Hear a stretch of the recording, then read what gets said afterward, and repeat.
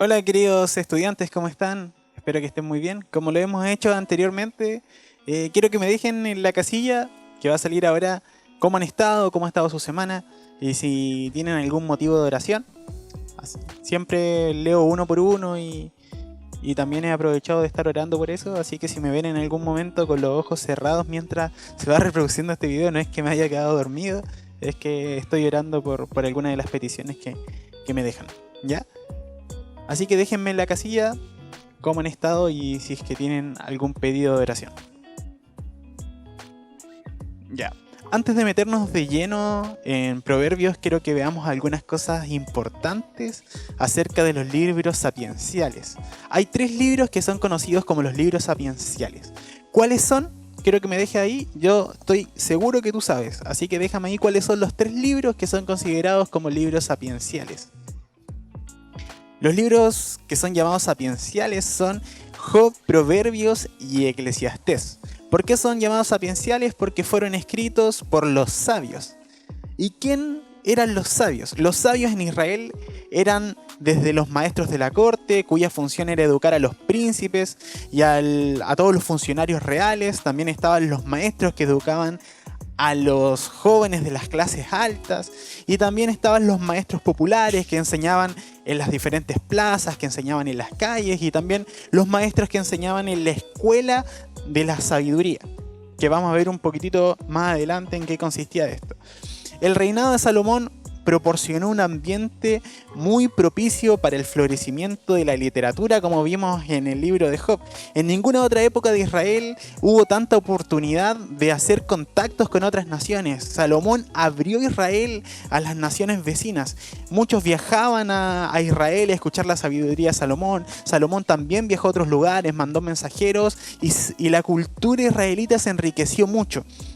Fue un momento que hubo mucha prosperidad, hubo mucha paz, y tuvieron también este tiempo, gracias a la paz, para inspirar obras literarias. Salomón impulsó este movimiento y él, dice la Biblia, que compuso y coleccionó miles de proverbios y cánticos. Como dice en Primera de Reyes, en el primer libro de Reyes 4, del 32 al 34, dice: compuso unos 3000 proverbios y escribió 1005 canciones. Podía hablar con autoridad acerca de todo tipo de plantas, desde el cedro del Líbano hasta el diminuto hisopo que crece en las grietas de las paredes. También era versado en materia de animales, aves, reptiles y peces. Y los reyes de todas las naciones enviaban a sus embajadores a escuchar la sabiduría de Salomón. Entonces Salomón es conocido por ser un hombre muy sabio, que escribió muchos miles de proverbios, escribió muchas canciones, muchos cantares, y es quien impulsó este movimiento de la sabiduría. Parece que hubo escuelas desde la época de Salomón en adelante, escuelas de sabiduría. Una de las colecciones salomónicas de proverbios fue reunida por los varones de Ezequías, rey de Judá, que lo vemos en Proverbios. Entonces, desde los tiempos de Salomón en adelante se comenzaron a formar escuelas de sabiduría. Prácticamente Salomón hizo lo mismo que hizo Samuel con la escuela de los profetas, que de ahí en adelante comenzó este movimiento de las escuelas de profetas. Con Salomón empezaron las escuelas de sabiduría y empezó a impulsar todo este movimiento. ¿Ya? Los sabios formaron grupos en ese tiempo en los cuales unos doctos escribían para otros doctos. Ellos tenían discípulos, tenían doctrinas y colecciones de dichos, las cuales fueron transmitidas de generación en generación. Por eso que muchas veces en proverbios, como Proverbios 1.6, en el 24.23 y entre otros, y también en Eclesiastés, dice: los dichos de los sabios. Vamos a ver que se repite esto, que dice: esto es parte de los dichos de los sabios, o así dicen los dichos de los sabios, porque eran dichos que se pasaban de generación en generación y que todos los israelitas manejaban. Entonces existía este movimiento de la sabiduría que fue como una nueva corriente dentro de todo. Como les dije recién, como el movimiento profético que venía y entregaba una profecía, un mensaje de parte de Dios al pueblo, estaban también los sabios que hablaban delante del pueblo, y lo vamos a ver más adelante cuando entremos de lleno en Proverbios, que se paraban en las plazas, daban discursos, enseñaban a otros, pero el mensaje que ellos entregaban era la sabiduría en sí. No estaban entregando un mensaje de Dios, sino que su centro, el centro de su enseñanza era la sabiduría y el arte de vivir la vida. Entonces vamos a ver algunas características del movimiento sapiencial.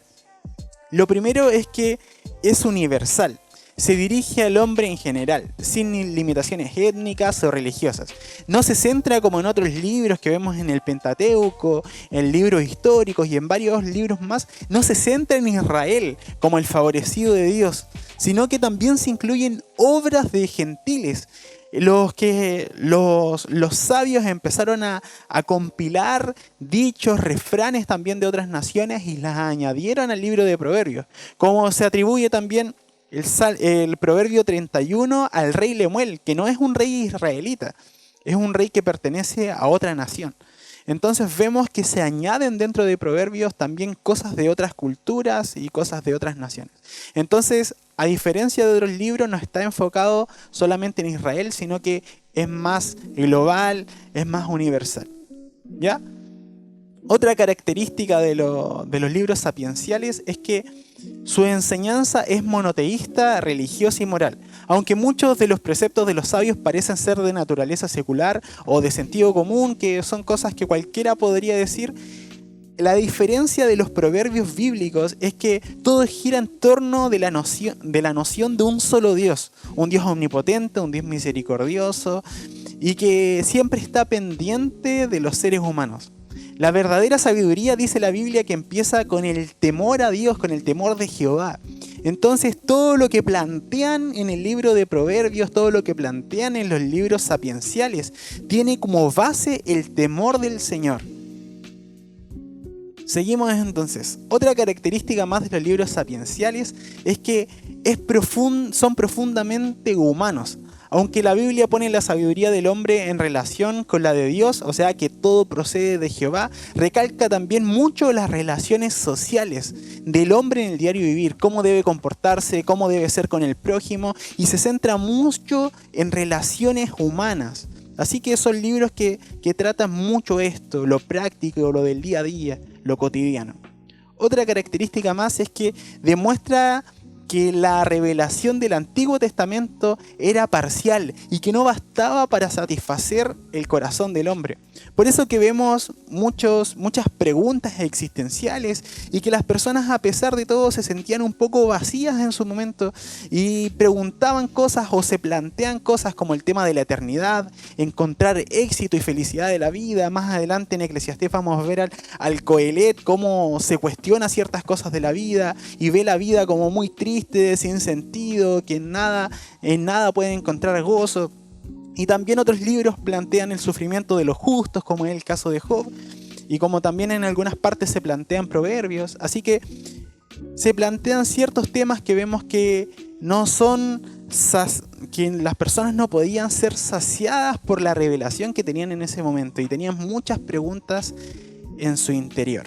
Bueno, y vamos a ver que se habla mucho acerca de la sabiduría. De hecho, en el libro de Proverbios hasta se personifica la sabiduría y es prácticamente como que la convierten en una persona y hablan de ella, que se pasea, que hace, que actúa, que habla. Así que lo primero que tenemos que comprender es qué es la sabiduría o a qué se referían en ese momento los sabios cuando hablaban de la sabiduría. El concepto de sabiduría viene del hebreo jokmah, que quiere decir el conocimiento o la habilidad de tomar decisiones correctas en el momento oportuno. Y vemos que se usa en diferentes ámbitos en el Antiguo Testamento, que puede ser la aptitud en artes o la capacidad para los negocios, también puede ser la habilidad en asuntos seculares, prudencia para gobernar, cordura en la vida diaria y decisiones éticas.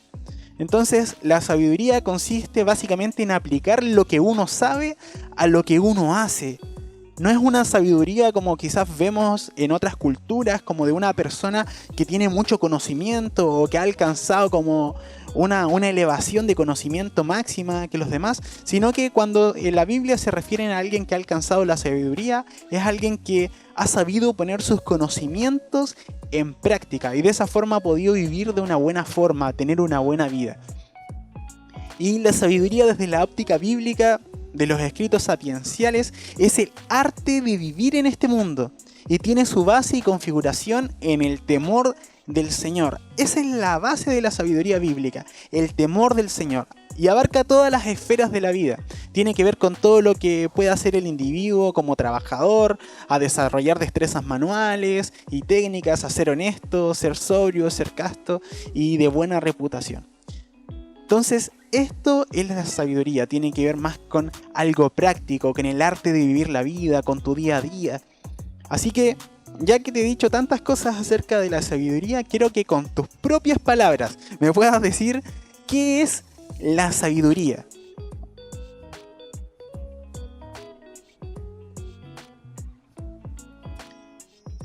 Ya.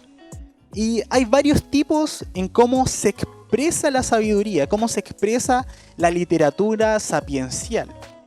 La forma más simple y que es la más recurrente y la que vemos durante todo el libro de Proverbios, que es los proverbios en sí, que son dichos populares, son refranes de los sabios que están enseñando a algún alumno o a algún discípulo.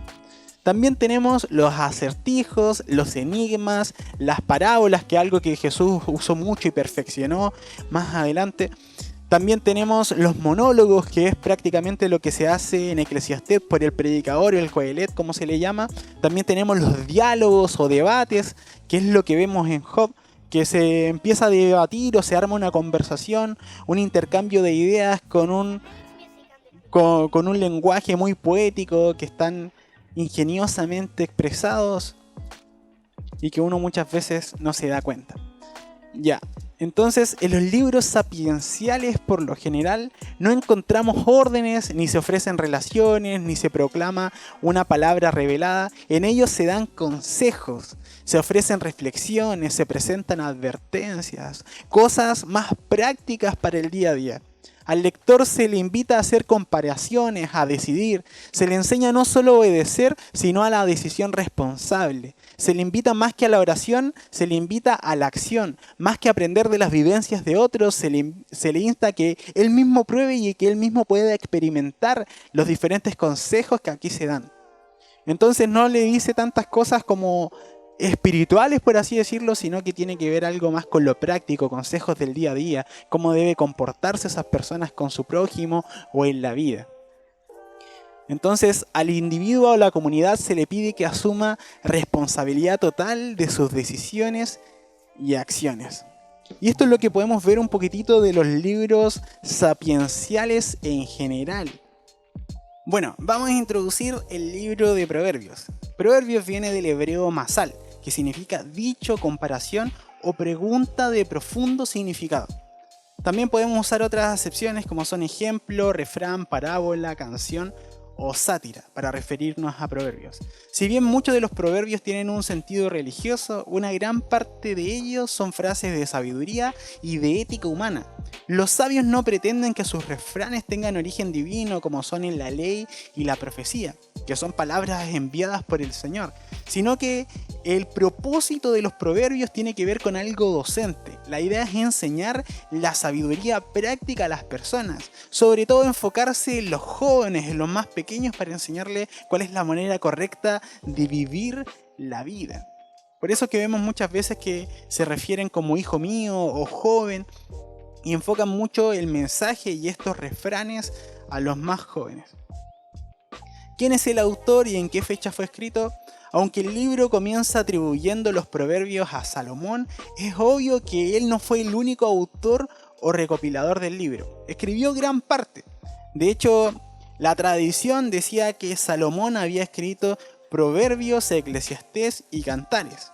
Decían que Proverbios lo había escrito durante su juventud, en los buenos tiempos de su vida, que había escrito Eclesiastés cuando ya estaba viejo y que había escrito el cantar de los cantares a su mediana edad. Eso era lo que muchas veces se decía. Pero el libro de Proverbios fue escrito en parte por Salomón, pero también fue escrito por otras personas, como lo son los sabios, que no sabemos bien a quién se refieren cuando hablan de la palabra de los sabios en los Proverbios 22:17 y 24:23. Se refieren a las palabras de los sabios. No sabemos quiénes son, pero fueron salmos recopilados que habían escrito unos sabios de ese tiempo. Otros transcritos por escribas, copistas en la corte del rey Ezequías. Se habla también de ellos como autores también del libro de Proverbios. Y los últimos 2 capítulos del libro fueron compuestos por Agur y el rey Lemuel.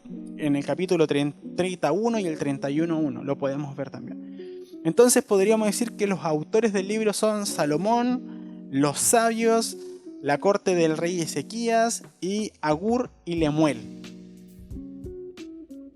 ¿Quiénes fueron los autores del libro? Pónmelo acá.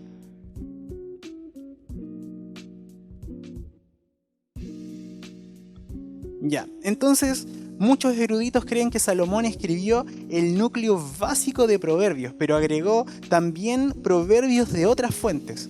Además se cree que una segunda colección de proverbios atribuidos a Salomón, que están desde el capítulo 25 al 29, fueron agregados al libro unos 200 años después de su muerte.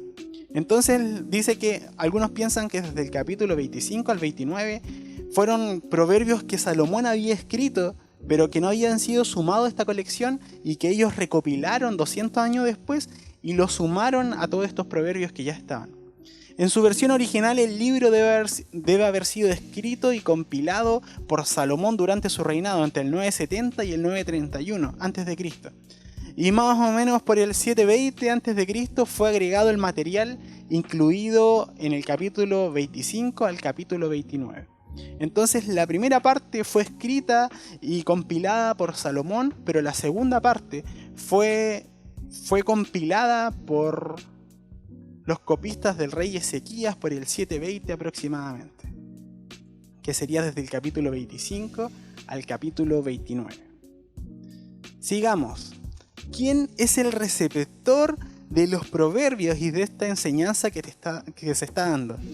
Cuando hablan del receptor le dicen hijo mío. Al menos en Proverbios es la forma más querida para referirse a un alumno o a un discípulo. Esta expresión no se refiere literalmente al hijo o hija del sujeto de la enseñanza, sino que abarca a todo estudiante, por lo general al joven que recibe consejos y directrices de un anciano. Por eso en la nueva versión traducción del lenguaje actual se ha decidido traducir esta expresión como querido jovencito, que quizás sería una traducción más correcta. ¿Y quién es el que transmite la enseñanza? El sabio, el maestro, el anciano, el padre o la madre. La colección del rey Lemuel, que está en Proverbios 31, habla de las enseñanzas dadas por su madre. Dios también aparece como el sujeto de enseñanza. Entonces, ¿quiénes son los que transmiten la enseñanza? El sabio, el maestro, el anciano, el padre, la madre. Y también Dios mismo es uno de los que transmite la enseñanza. Algunas consideraciones antes de entrar al libro de Proverbios, algunas consideraciones para interpretar.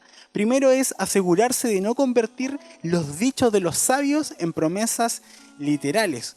Los proverbios son afirmaciones de la forma en la que ocurren las cosas expresadas por sabios que han visto o experimentado. No son necesariamente promesas, y esto es algo que tiene que quedar bien claro. Hay personas que han cometido el error de tomar un proverbio y enseñarlo como una promesa. Pero no siempre los proverbios son promesas y se van a cumplir. Muchas veces no se cumplen tal cual. Y los proverbios fueron escritas por personas que tenían una revelación limitada y que muchos de sus consejos también están apegados al pensamiento de la retribución, que era lo que vimos en Job, que si tú hacías lo bueno, Dios te iba a recompensar con algo bueno, y si tú hacías lo malo, Dios te iba a recompensar con algo malo. ¿Ya? Entonces hay que tener esto en cuenta. Por ejemplo, si nosotros nos vamos a Proverbios capítulo 3, versículos 2, dice que los que guardan los mandamientos de Dios disfrutarán de largura de días y de años de vida. Pero esto no se debe interpretar literalmente o como una garantía que se está dando o como una promesa de Dios. Porque puede que alguien guarde los mandamientos de Dios, pero no va a disfrutar larguras de días y años de vida. Quizás esa persona pueda morir por diferentes factores. Entonces es un proverbio que no se podría aplicar como promesa. Entonces debemos tener esto en cuenta. Los proverbios son consejos dados por sabios de ese tiempo, personas que vivieron algo y quisieron enseñarlo, pero no son promesas de parte de Dios para tu vida. Contienen sabiduría, pero no es que Dios te esté dando la garantía de que lo que dicen esos sabios, si tú lo cumples a rajatabla, se va a cumplir en tu vida. ¿Se entiende? Vamos, entonces, otro consejo más al momento de interpretar es no confundirse con la falta de estructura y poco aporte histórico de los proverbios. Los proverbios son dichos sabios que individualmente expresan en una frase o refrán la riqueza que se desea transmitir. No podemos seguir el hilo de una historia ni sacar conclusiones de por qué se dijeron, ubicando en el momento de la historia de algún autor o del rey Salomón o de otra persona, en qué momento lo dijo y por qué lo dijo y con qué intención lo dijo, son cosas que no sabemos. Entonces, si nosotros queremos ubicar estos proverbios en alguna parte de la vida de alguien o que dijo eso con alguna intención, estaríamos mal. Sino que tenemos que considerarlo como instrucciones transversales para la vida en cualquier contexto. Entonces debemos considerarlo como un consejo que se dio para cualquier momento de la vida, que es correcto y que puede ser de bendición para nuestras vidas. Pero no debemos ubicarlo en alguna época de la vida de Salomón o en algo que él haya dicho en específico.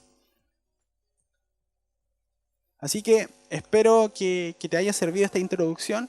Vamos a continuar esta clase en Zoom, así que cualquier consulta que tengas me la puedes hacer y ahora seguimos con los primeros capítulos del libro.